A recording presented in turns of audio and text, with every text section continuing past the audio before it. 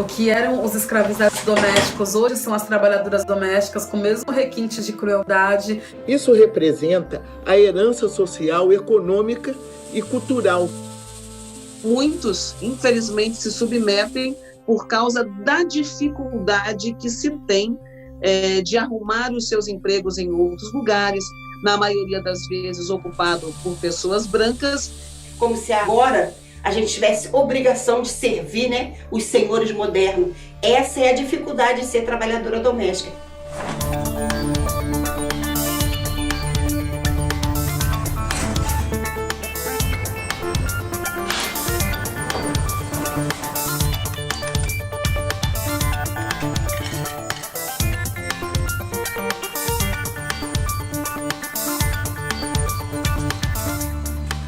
Bom, no Brasil existem 6 milhões de trabalhadoras domésticas, né? Desses 6 milhões, 78,8% são de mulheres pretas. Então é uma profissão que no Brasil ela tem cor, ela tem gênero, ela tem classe. A cor são mulheres pretas, o gênero são mulheres e a classe são mulheres pobres.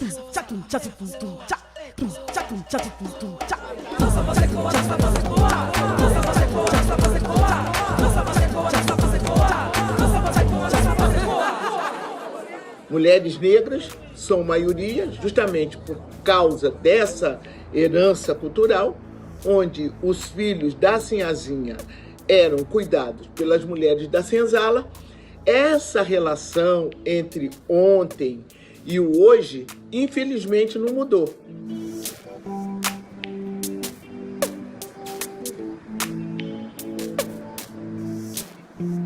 E essa profissão é a única profissão que, até pouco tempo, representava, né, a simbologia da escravidão. A maioria das mulheres presentes hoje no trabalho doméstico são mulheres negras. Então esse dado ele é bastante significativo para entender um pouco mais sobre os espaços que as mulheres negras ocupam dentro da sociedade brasileira, né?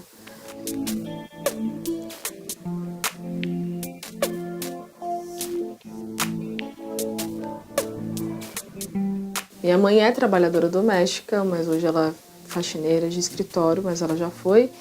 Então o filme, o Aqui Não Entra Luz, ele também passa por essa época da minha vida onde eu tive essas experiências com a minha mãe em casas onde ela trabalhava.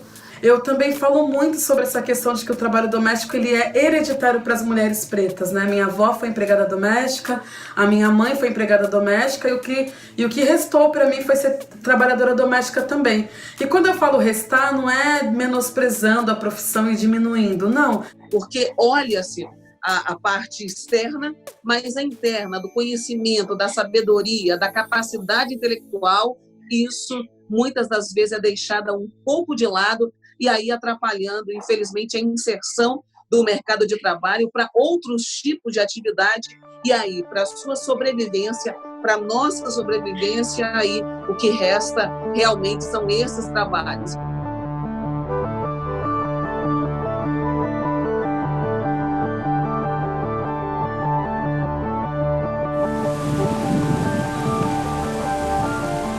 Comecei a trabalhar com 11 anos, aquela jovem, né, adolescente rebelde, que não queria estudar. Aí a minha mãe, trabalhadora doméstica também, e trabalhava numa casa de uma patroa que ela estava com o filho, com criança pequena. Aí estava precisando de uma babá. E ela me levava para casa, né, dessa família, me deixava lá na segunda-feira de manhã e me pegava no sábado de manhã.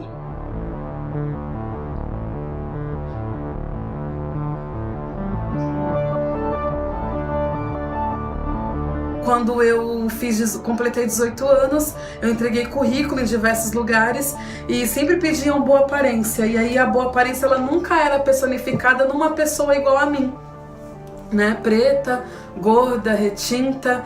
E os únicos lugares que eu consegui arrumar emprego foi na casa de família, né?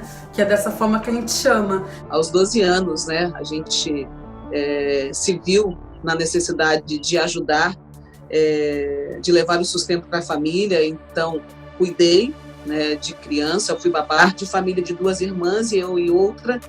Eu comecei aos 12 e ela começou aos 14 anos trabalhando. Sem registro, né, naquela época, mas pela necessidade, porque eu precisava ajudar meus pais. A dificuldade, antes e agora, de ser trabalhadora doméstica é o desrespeito, a desvalorização e algumas coisas que a gente sofre. Não é fácil, porque tem pessoas que discriminam, te trata diferente por você ser trabalhadora doméstica.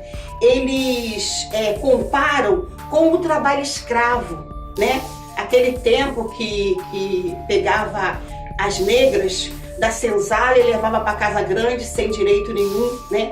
Como se agora a gente tivesse obrigação de servir, né, os senhores modernos. Existe violência sexual, existe outra violência que é cárcere privados, que trabalham 10, 20, 30 anos, nunca vi um tostão, né? Diz que é troca da comida e da casa. Trabalhadoras que têm horário para entrar, mas não tem horário para sair.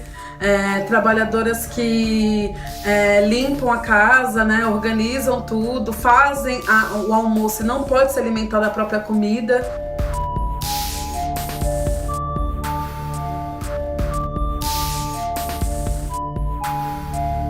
Quando eu estava com uma criança de uma família branca no meu colo, né, acalentando, é claro que a gente via os olhares diferentes, os olhares que parecia que não servia daquele jeito que nós estávamos trabalhando. A gente viu depoimentos de mulheres que, por exemplo, ainda dividem a louça, né? O patrão ainda separa a louça de quem trabalha na casa e de quem vive na casa, né?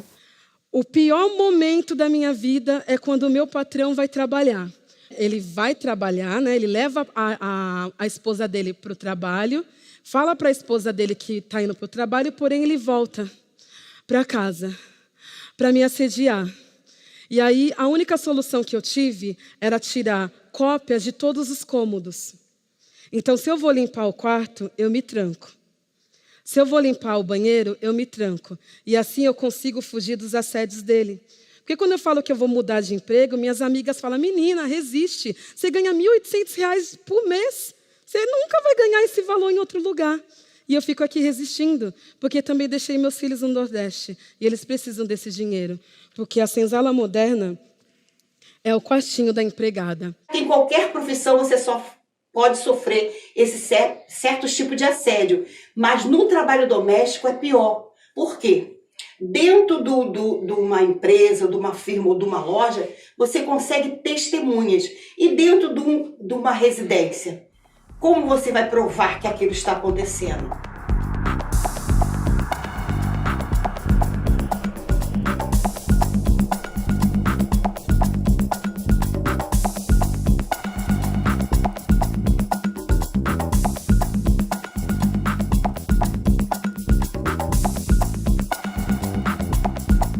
Ora, nós já temos leis, é só cumprir as regras, né? Tem carga de horária de trabalho, né? Ela não pode ser considerada uma pessoa da família, ela tem que ser considerada como uma trabalhadora, porque uma pessoa da família que não tem direito à herança, uma pessoa da família que não pode ficar na sala, uma pessoa da família que não senta na mesa para almoçar ou jantar com os seus empregadores, uma pessoa que é da família, mas que ela não pode sair a hora que ela quiser.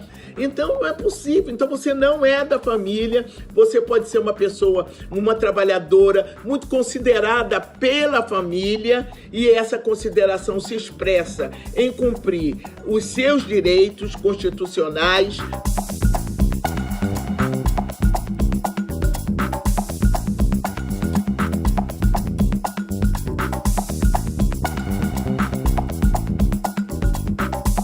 Foi em 1988 que, lá estando, propusemos, né, e a Constituição brasileira garantiu alguns direitos, mas pelo menos reconheceu como um trabalho qualificado, profissional, o trabalho doméstico, né?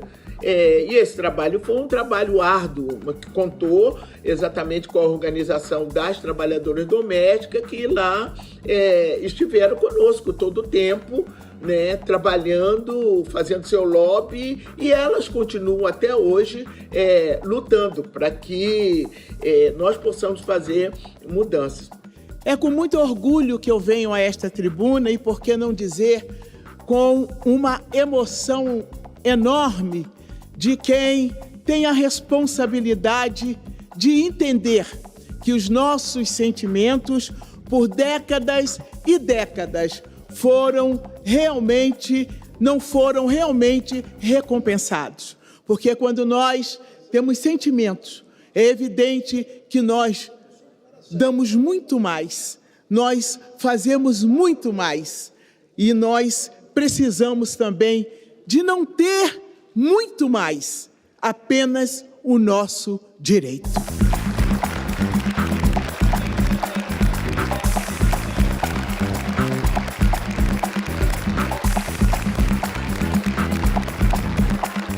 Houve sim motivo para comemorar, dado o fato de que equiparar as garantias das trabalhadoras domésticas aos mesmos direitos dos demais trabalhadores que já vinham com esse direito dentro da CLT, foi um ganho sim. E essas garantias foram tão importantes que elas sofreram muitos ataques. É difícil a legalização do trabalho doméstico, saber se está tudo certinho, carteira assinada, os seus direitos garantidos, porque não tem como fiscalizar, mandar um fiscal para uma casa, para um domicílio, né? Ele não pode entrar. Muitas que aceitam a trabalhar pela necessidade, pela falta de remuneração, pela dificuldade de ter seus empregos garantidos, se submetem a trabalhar sem seus direitos garantidos, como férias, como 13º, como horas devidas no horário de descanso e almoço. Tem que lavar um pulinho. Por isso é que é preciso cada vez mais apropriar-se das leis e fiscalizar e cobrar, porque senão ela não é cumprida. Todos os dias tem casa para limpar, tem vasilhas, tem a faxina, tem, enfim, esse trabalho doméstico que a maioria não quer fazer, mas também não dá a devida valorização.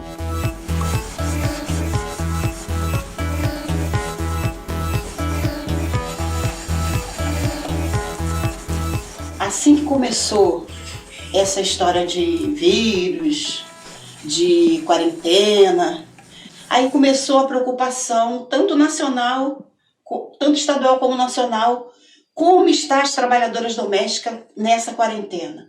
E foi uma coisa assim, gritante, porque a maioria prejudicada era as diaristas, que não conseguia ir trabalhar, então se não trabalhar não ganha. Na realidade, o certo seria dispensar essas trabalhadoras domésticas para que elas pudessem cumprir o isolamento social dentro da casa delas, né, cuidando da família delas e continuando recebendo o salário. Porque a gente sabe que diversos empregadores continuam recebendo sua renda dos lugares de onde eles trabalham, enfim. Quando aqui no Rio de Janeiro a primeira pessoa a morrer de Covid foi uma trabalhadora doméstica, aí mesmo que eu fiquei mais preocupada com como está a trabalhadora doméstica nesse momento de quarentena, o que estão fazendo. Muita preocupação e começamos uma campanha Cuida de Quem Te Cuida, para poder ver, amparar as trabalhadoras nesse momento difícil de pandemia. A trabalhadora doméstica se vê aí obrigada a ir trabalhar, porque a empregadora não dispensou ela para cumprir o isolamento na casa dela com a sua família, e aí muitas das vezes tem que levar o seu filho para o serviço, né? E aí corre o risco de acontecer o que aconteceu lá em Pernambuco com a Mistes, que deixou seu filho aos cuidados aí da sua patroa, né? A trabalhadora doméstica deixou seu bem mais precioso, que era o seu filho, e aí o pequeno Miguel cai do 9º andar e vem a óbito, né? Uma mãe doméstica que prestava um serviço doméstico de excelência e que, infelizmente, não teve essa contrapartida de quem também deveria ter feito isso pelo seu filho. Tem que vir como uma forma de provocação para que elas comecem a olhar esse trabalho com outros olhos, comecem a prezar pelos direitos dessas trabalhadoras, comecem a valorizar o trabalho dessas trabalhadoras e a dar outro sentido para essas pessoas nas suas casas, né? Que não é um sentido afetivo de como se fosse da família, não, é uma questão profissional. Aquela pessoa está ali prestando serviço para você, assim como você pode estar prestando serviço para outras pessoas. Para mim, querendo ou não, os patrões, os empregadores, parou para pensar e ver que a trabalhadora doméstica, o trabalho dela tem valor. E tirar esse pensamento que a gente não gera lucro, que não ajuda o Brasil crescer. A gente sempre fala que ajuda sim, porque se não tem uma trabalhadora doméstica dentro de uma casa, cuidando dos afazeres do filho ou de uma pessoa de necessidade, o outro não vai sair para produzir. Então eu fico ainda no fio de esperança de que realmente o trabalho doméstico possa começar a ser valorizado pós-pandemia, né? Já que as pessoas estão tendo que ficar 24 horas com seus filhos, 24 horas lidando com a sua sujeira, tendo que limpar, organizar a sua casa, e perceberam que é um trabalho extremamente necessário e é um trabalho extremamente cansativo, é pesado. E torcer para que esses empregadores também tenham essa consciência de que esse trabalho tem que ser valorizado a cada dia.